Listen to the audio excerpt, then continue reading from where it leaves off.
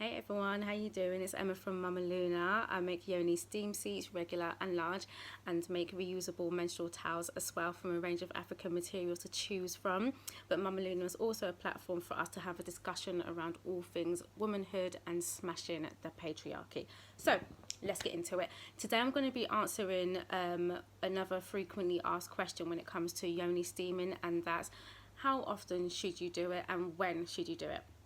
So I would personally say to do it 2 to 3 days before and after your period. And the reason for doing it 2 to 3 days before is because it's a great setup for your actual menstruation. It just helps to break down the lining of your endometrium just a little bit easier. So this is great for anyone who experiences like really bad cramping, anyone who's got fibroids, and especially endometriosis. So it helps to break down the lining of the endometrium, which means that during your period you're less likely to have heavy bleeding, and because the process has already started, you're less likely to be bleeding for longer. So for that, but then also it really helps in terms of shifting the hormonal balance in your body from one thing to another. So for the reason I say that is because like PMT time is literally that, it's like that turning point from your body hormonally being full of, I suppose, like testosterone and proestrogen over to then producing a lot more of a hormone called the follicular hormone, and that's basically like the luteal phase of your menstrual cycle. That's the start, is what brings on your bleeding, shall we say. So that's the luteal phase, and the follicular hormone is the one that's responsible for that. So your body has to then switch from producing lots of, but I suppose producing proestrogen and a little bit of testosterone to then having to produce the follicular hormone, and because for a lot of women, I want to say the post ovulation phase can last for maybe about 2 weeks. So your body has had 2 weeks of having, again, the same amount of proestrogen and testosterone produced, to then having 3 or 4 days to then have to change over to producing the follicular hormone. I hope that's making sense so far, but leave a comment if you're just like, what? And yeah, I'll get back to you and explain it in another way.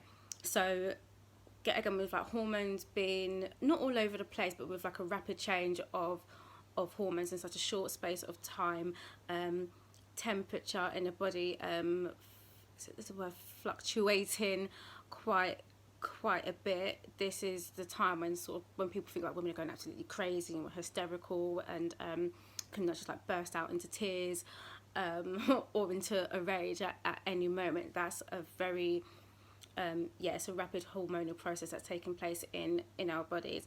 So Yoni steaming can really help to balance the nervous system, which then in turn balances your hormones that are then produced. So I'd say for anyone who's got quite extreme PMT, use St. John's wort, passion flower and nettle, because those are nervine herbs, so they will specifically work on your central nervous system, to then basically send a message to your brain, telling it exactly what hormones to create and release. And when I say your brain, it's your hypothalamus, which then sends the message to your pituitary gland, which is just a bit lower down in your brain, and that's where all of your hormones are produced and released.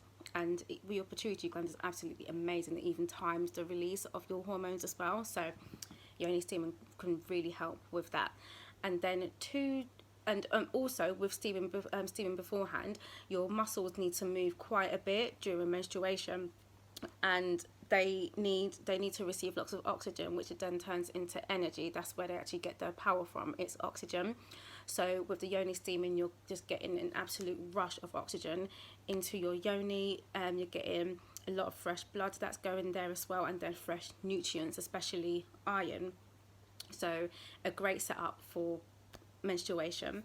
And then 2 to 3 days after is just a great way to then ease into ovulation. So after after your menstrual cycle, also the menstruation, you need the follicular hormone, and then for ovulation to occur, we need estrogen. Especially there's maybe about 7 hours when we're at our most fertile, and so even though the whole ovulation cycle requires a lot more estrogen, it's during these 7 hours that there's an absolute spike of estrogen, and that's when the actual, it's like the very core of the egg just bursts out. So that's the best time to get pregnant. So for anyone who wants to increase their chances of conception, who wants to improve their fertility, steaming 2 to 3 days after your period is absolutely like amazing. Not only that, it's just a great way to clear out any dead skin cells, dead tissue cells, or anything that just didn't quite make its way out of your yoni. During your menstrual cycle. So that's for when you should do it.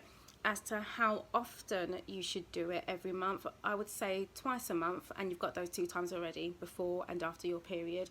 You can add a third time. I would personally recommend that you do that maybe about 3 to 4 months after steaming, just so you give it, your body, yourself time to get used to what your body actually is like after steaming. I'd always say to keep a journal. Make sure you record the date of when you steam, so you can sort of like build up your own, I want to say like timeline or regularity. But then this time, 3 to 4 months gives you enough time to maybe just like rebuild that connection with your body, to be able to listen to your yoni, figure out what works for you. When journaling, I'd say to make a note of what your actual like cervical or vaginal fluid is actually like. Make a note of the smell as well. Make a note of, I suppose, like your sleeping pattern in between your steams and stuff like that as well. And that just really helps you to just dig deeper into your cycle, into your body, and figure out what works for you. And then when you do add the third time, I'd personally say to make that 1 week after steaming,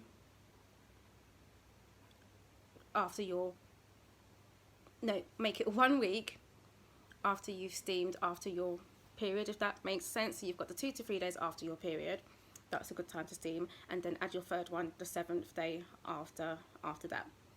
So yeah, I hope that answers any questions in terms of those 2 questions. I hope it was clear.